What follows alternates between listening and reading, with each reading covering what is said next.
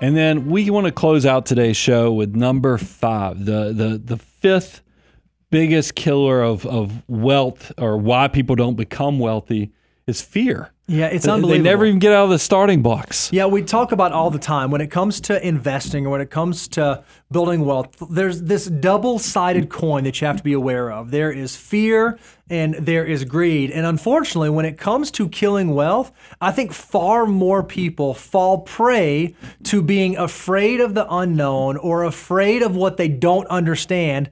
And they end up getting this place where they don't do anything at all, not recognizing how detrimental that can be to the long term. And look, I know there's going to be a group of you, because there's about 50% of our audience is brand new. You're going to watch this show. Hopefully you'll get inspired and you're going to start saving and investing. But I want to go ahead and warn you, even in, I don't know if it's going to happen in year 1. I don't know if it's going to happen in year 2 or 3.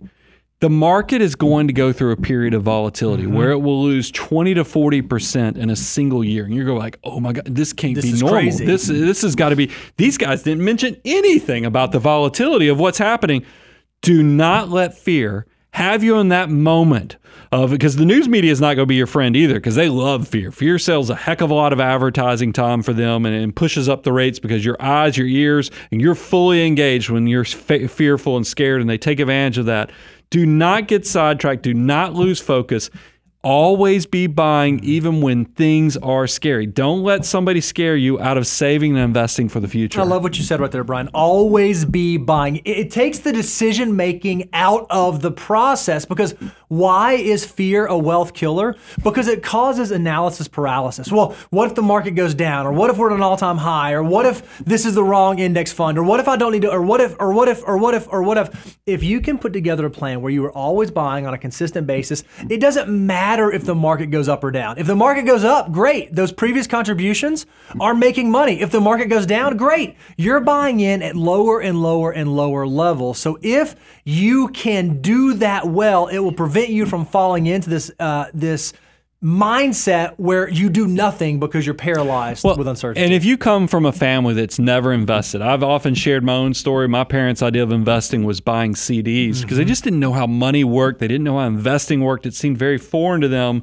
And what felt comfortable was buying something that's conservative. So if you don't understand, or if you're fearful of losing, you can be too conservative. But here's something I need you to understand in the long term is, look at this, is that what appears risky in the short term is actually the safe way to build wealth in the long term. I mean, like stock market, equities. So what in the short term feels safe is actually, and here's the second part, what appears safe in the short term is actually risky in the long term. So what actually feels risky in the short term is the safe long-term investment. What feels super safe when you're focusing on volatility and how much money you could lose could be the most dangerous thing you could, or risky thing you could be buying, because inflation is eating it alive and your purchasing power is being diminished every second that you live in your comfort or bask in that comfort. Don't fall into those traps. There's a balance there between risk tolerance, risk capacity, and understanding what builds wealth versus what keeps wealth. All right, so let's talk about what are the ways that we can do it better. You've already alluded to this. Invest no matter what. Figure out how you can have an always be buying strategy. ABB.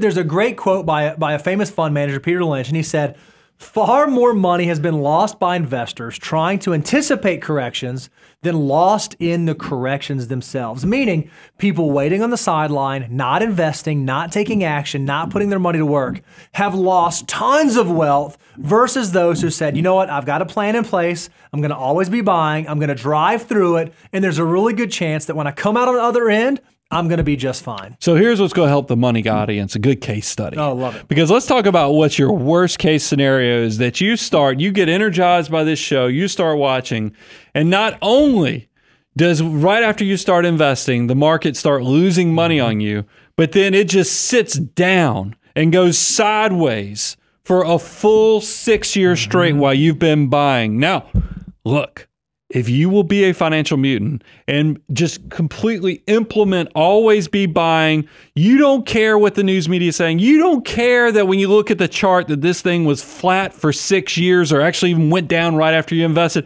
You're always be buying. And watch what happens when you make this good habit easy and the bad habit of losing focus and stopping the behavior. If you just will put yourself up for automatic success, watch what happens. Yeah, think about this. In October of 2007, S&P 500 closed at 1565. Fast forward all the way to October of 2013, it closes at 1563. So you would argue a disaster. It's a flat market for here nearly 6 years. But if you would have done what Brian said, and you would have been buying that entire time, just doing $500 per month for that 5.5 years, here's what you would have found.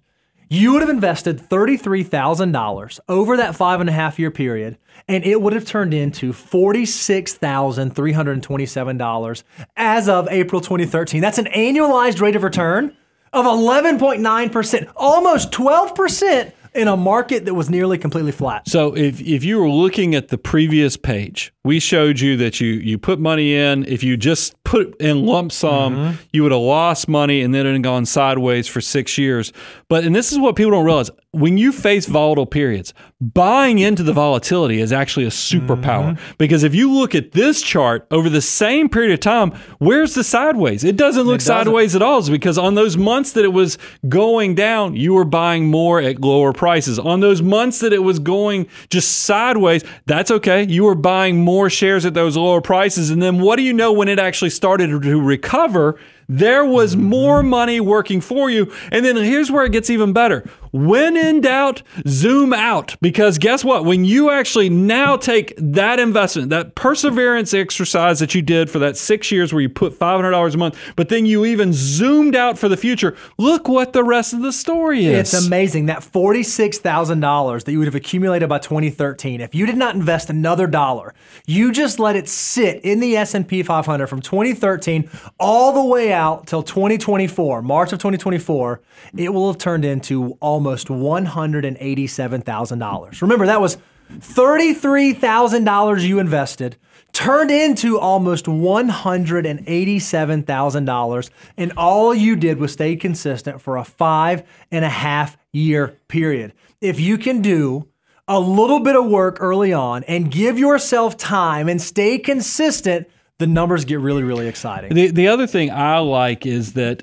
these are always be buying is definitely a get wealthy behavior. But there is going to come a point where you need to make sure it's not only getting wealthy, it's staying wealthy. So as you reach that level of success, you might need to make sure you're balancing out not only the tolerance of risk that you have. Yeah, you're a cowboy, you're a cowgirl, you can handle all the ups and downs. Maybe you are a true financial mutant, it doesn't bother you. But you will reach an age where you probably don't have the risk capacity or the time to wait for the recovery, because math is mean in a lot of ways. If you think about it, if you lose 20%, you only have to make 25% to get back to exactly where you were before the losses started.